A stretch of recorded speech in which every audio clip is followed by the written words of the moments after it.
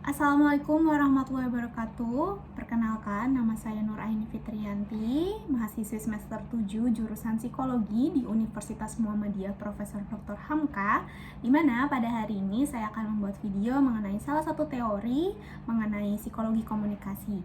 Yang mana tugas ini adalah untuk menyelesaikan mata kuliah Psikologi dakwah yang diampu oleh Bapak Ilham Munzir. Selamat menyaksikan ya rekan-rekan. Oke, rekan-rekan sekalian, tahu nggak sih kalian kalau misalnya perilaku komunikasi kita ini salah satunya dipengaruhi oleh kelompok. Jadi, kemampuan kita untuk berkomunikasi di halayak ramai itu salah satunya dipengaruhi oleh kelompok dengan sejumlah orang yang menyaksikan perilaku komunikasi kita. Nah, perubahan perilaku individu ini terjadi karena yang disebut dalam psikologi sosial dengan pengaruh sosial atau social influence.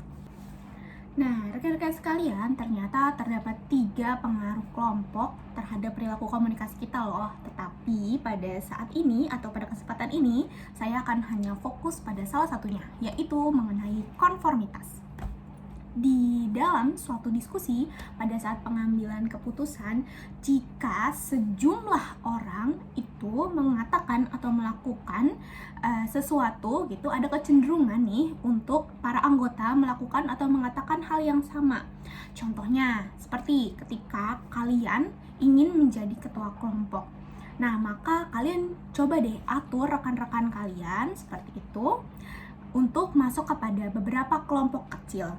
Dan saat pengambilan persetujuan untuk ketua kelompok, atur rekan-rekan kalian secara bergiliran atau secara berurutan untuk memilih kalian sebagai ketua kelompok atau menyetujui kalian sebagai ketua kelompok. Maka dalam diskusi pengambilan keputusan itu akan timbul kesan seolah-olah, oh yang lain ini setuju ya kalian ini menjadi ketua kelompok. Baik, selanjutnya yaitu mengenai faktor dari konformitas sendiri. Yaitu faktor konformitas terdapat 2. Yang pertama yang akan saya bahas adalah mengenai faktor situasional. Nah, di dalam faktor situasional ada beberapa poin. Yang pertama adalah kejelasan situasi. Yang kedua ada konteks situasi. Yang ketiga ada cara menyampaikan penilaian. Yang keempat itu ada karakteristik pengaruh sumber. Yang kelima ada ukuran kelompok. Dan yang keenam atau yang terakhir itu adalah tingkat kesepakatan kelompok.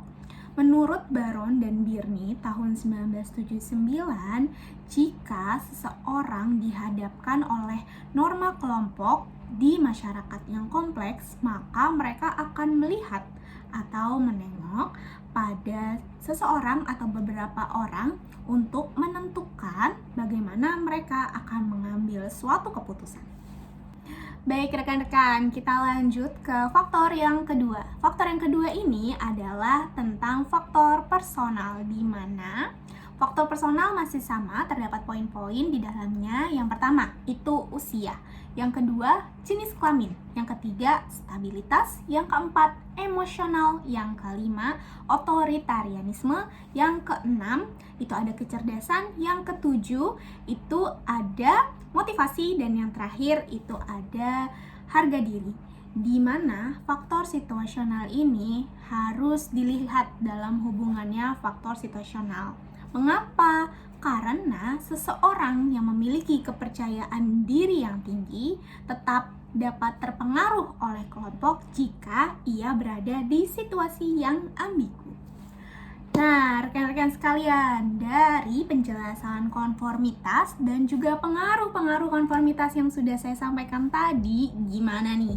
Ada nggak sih dari rekan-rekan semua yang pernah merasakan atau baru menyadari, oh ternyata yang waktu itu saya lakukan itu akibat dari konformitas ya? Boleh banget nih di-share di kolom komentar. Nanti sambil aku baca-baca atau mungkin menjadi penjelasan bagi rekan-rekan semua yang lain yang ikut nonton untuk menjelaskan contoh-contoh dari konformitas dari apa yang sudah rekan-rekan sampaikan di kolom komentar. Baik, telah selesai penjelasan saya mengenai konformitas. Semoga apa yang saya sampaikan dapat dimengerti dan juga menambah wawasan rekan-rekan sekalian mengenai pengaruh perilaku komunikasi dari kelompok ya.